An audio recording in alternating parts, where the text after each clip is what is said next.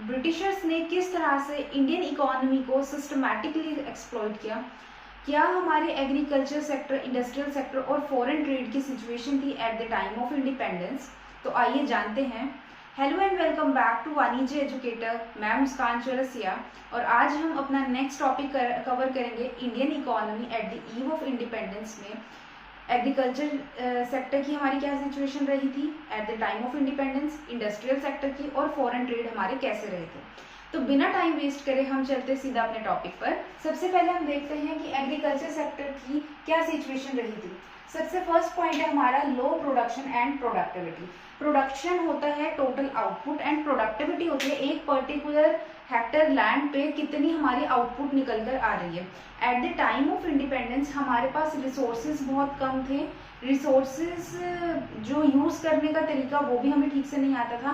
Farmers के पास means नहीं थे, यानी कि सोर्सेज नहीं थे, like lack of water facility, lack of farming equipments, जिस वजह से हमारी प्रोडक्शन बहुत ज़्यादा लो थी और हमारी प्रोडक्टिविटी भी लो थी। और इसी रीजन से प्रोडक्शन कम होने की वजह से टिलर ऑफ द सॉइल को इंसेंटिव भी बहुत कम मिलता था। नेक्स्ट पॉइंट आता है हमारा exploitation of land settlement system. Land settlement system पे भी उन्होंने बहुत एक्सप्लोटेशन किया। ब्रिटिश गवर्नमेंट एक रूल लेके आई थी जिसे हम ट्रायंगुलर रूल कहते हैं। उसमें 3 पर्टिकुलर पर्सन होते थे। सबसे पहले गवर्नमेंट, दूसरा आता था जमींदार, तीसरा होता था हमारा टिलर ऑफ द सॉइल। इसे हम जमींदारी सिस्टम भी कहते हैं। मेन इनका रीजन ये, लॉजिक ये था, जो गवर्नमेंट थी, गवर्नमेंट ये कहती थी कि हम एक फिक्स्ड अमाउंट जो है आउटपुट का या फिर फिक्स्ड अमाउंट ऑफ आउटपुट जो है हम अपने पास रखेंगे। और जमींदार को फ्री कर दिया गया था कि आप जितना चाहे उतना आप प्रोडक्शन का हिस्सा टिलर ऑफ द सॉइल से ले सकते हैं। और टिलर ऑफ द सॉइल के पास कोई राइट नहीं था जमींदार से बार्गेन करने का। ये एक जमींदारी सिस्टम और ट्रायंगुलर रिलेशनशिप रहा है ब्रिटिश गवर्नमेंट के टाइम। इसके थ्रू उन्होंने बहुत ज़्यादा एक्सप्लोटेशन करी। तो देखते हैं कैसे कि suppose tiller of the soil ने 100 kg प्रोडक्शन करी, मतलब कि जहाँ पे उन्होंने प्रोडक्शन करी वहां से आउटपुट उनके पास निकल गया है 100 kg। अब जो जमींदार है वो फ्री है, जितना चाहे उतना टिलर ऑफ द सॉइल से ले सकता है। सपोज इन्होंने 75 kg जो है वो ले लिया, 75 kg as a land revenue इन्होंने ले लिया टिलर ऑफ द सॉइल से। अब गवर्नमेंट ने तो अपना कह रखा था कि हम टोटल आउटपुट का 50% रखेंगे। 50% का मतलब क्या, 50 kg जो है वो गवर्नमेंट ने रख लिया। 50 kg जो है टोटल आउटपुट का, यानी कि 100 kg में से 50 kg तो जमींदार को देना पड़ेगा गवर्नमेंट को। उसके अपने पास कितना बचा, 25 kg, और टिलर ऑफ द सॉइल के पास कितना बचा, 25 kg। इस ट्रायंगुलर रिलेशनशिप में सबसे ज्यादा बेनिफिट हुआ गवर्नमेंट का। टिलर ऑफ द सॉइल और जमींदार का कोई भी इतना ज्यादा बेनिफिट था ही नहीं।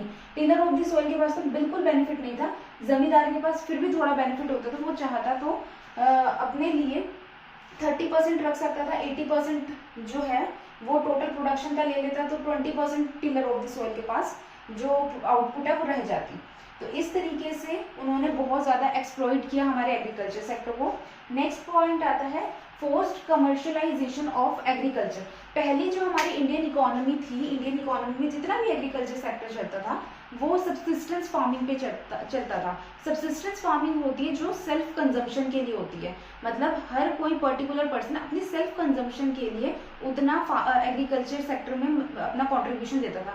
सपोज किसी पर्टिकुलर फैमिली में 10 लोग हैं तो 10 लोगों के हिसाब से सब्जियां, कुछ फ्रूट, कुछ अनाज उगा दिया जाता था और वो सिर्फ सेल्फ कंजम्पशन के लिए ही रखते थे और एक दूसरे से बार्टर के बेसिस पे वो सारी की सारी चीज़ें ले लिया करते थे और दूसरे को दे दिया करते थे।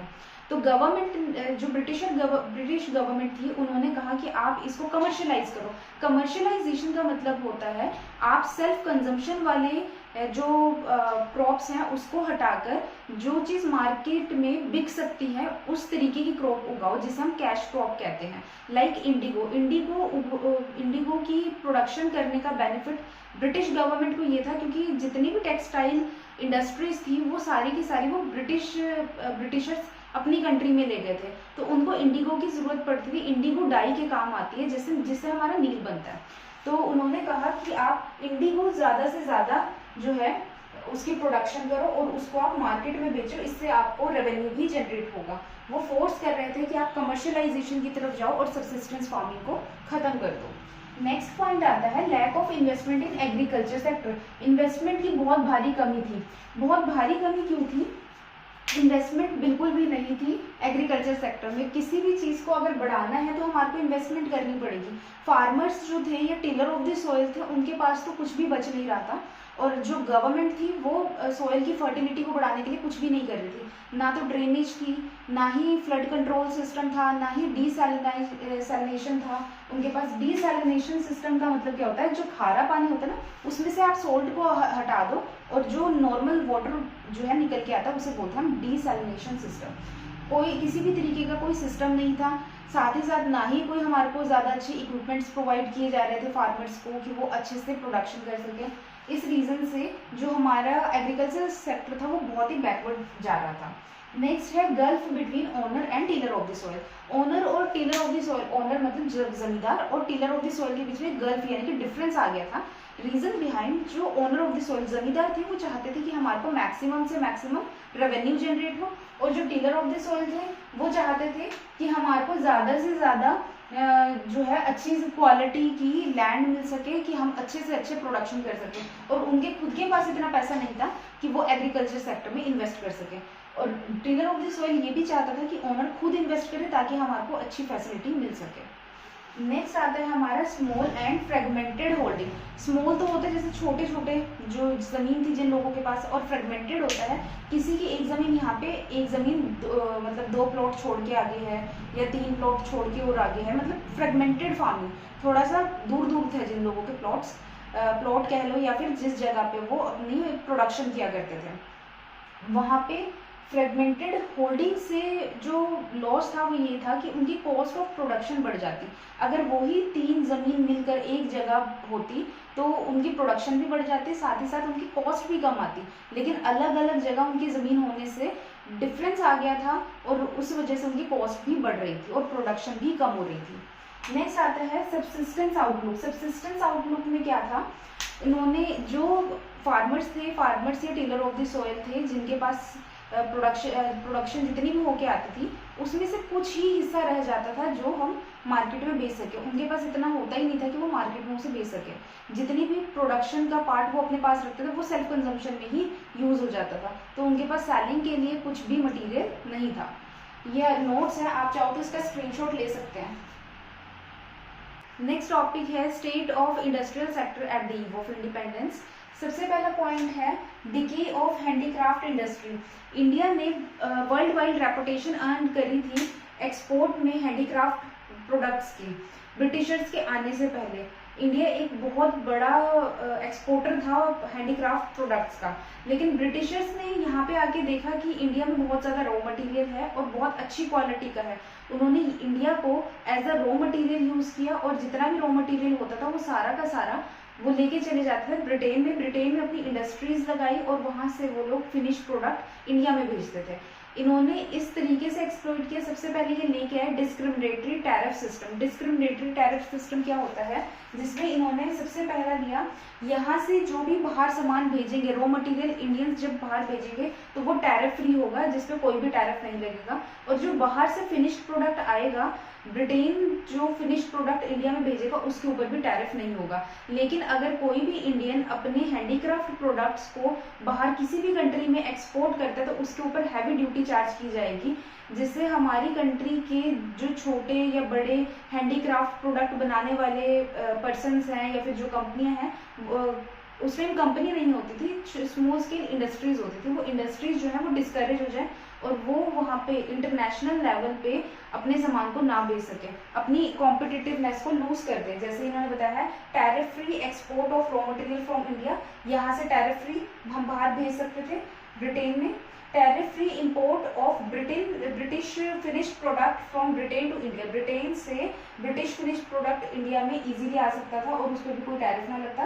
At the same time they put heavy duty on the export of Indian handicraft product. Indian handicraft product पर वो हैवी ड्यूटी लगाते थे अगर हम किसी भी दूसरी कंट्री में एक्सपोर्ट करते हैं, so that they lose their competitiveness in the international market, ताकि हम लोग डिस्करेज हो जाएं। जो इंडस्ट्रियल सेक्टर है हैंडीक्राफ्ट प्रोडक्ट का, वो मार्केट में इंटरनेशनल मार्केट में अपना सामान भेज ही ना सके।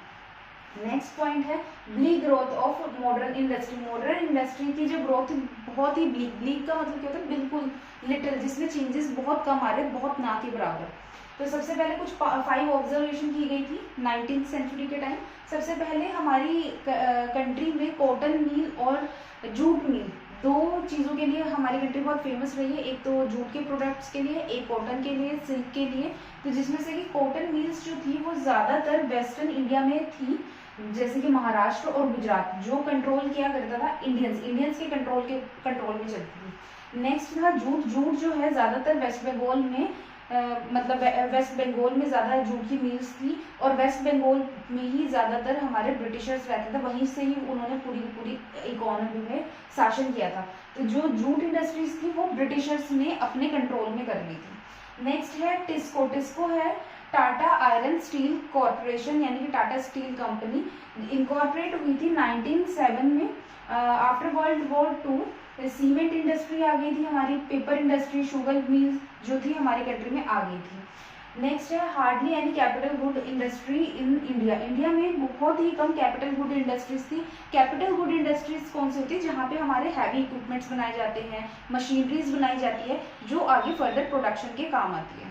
तो वो भी स्टार्ट हो गई थी इंडिया में, बट बहुत कम लेवल पे थी, और कोई एक या दो ही इंडस्ट्रीज उस टाइम रही होगी। Contribution of new industrial sector जैसे कि हमने अभी पढ़ा, टिस्को से स्टार्ट हुआ था, टाटा आयरन स्टील कंपनी से। उसकी जो ग्रोथ थी बहुत ही कम थी, एक्सट्रीमली लो थी at the time of independence. Next है स्टेट पार्टिसिपेशन। स्टेट पार्टिसिपेशन का मतलब होता है जैसे कि railway, communication sector, transportation sector, ये सारी चीज़ें जो थी वो मॉडर्न इंडस्ट्री के टाइम पे बहुत कम थी। मॉडर्न इंडस्ट्री में कुछ ज़्यादा हेल्प नहीं कर रही थी, बहुत लिमिटेड सा उनका स्कोप था, क्योंकि उस टाइम पे ट्रांसपोर्टेशन फैसिलिटीज़ भी नहीं थी, कम्युनिकेशन सेक्टर बिल्कुल भी नहीं था, पोस्ट के थ्रू थोड़ा बहुत कुछ शायद जाता हो तो जाता हो। नेक्स्ट रेलवे थी। रेलवे सिर्फ और सिर्फ मटेरियल को यहाँ से वहाँ प्रोवाइड करती थी, और रेलवे भी उतनी फैसिलिटीज़ नहीं देती थी। इन सारी चीज़ों के बेसिस पे जो इनका कंट्रीब्यूशन था मॉडर्न इंडस्ट्रीज़ के लिए वो बहुत ही कम था, और जो हमारी इंडस्ट्रियल सेक्टर था वो एक्सट्रीमली लो पे था। जीडीपी बहुत कम थी इंडस्ट्रियल सेक्टर की। एग्रीकल्चर सेक्टर पे हमारी कंट्री ज़्यादा डिपेंड करती थी। ये नोट्स हैं, आप चाहो तो इसका स्क्रीनशॉट ले सकते हैं।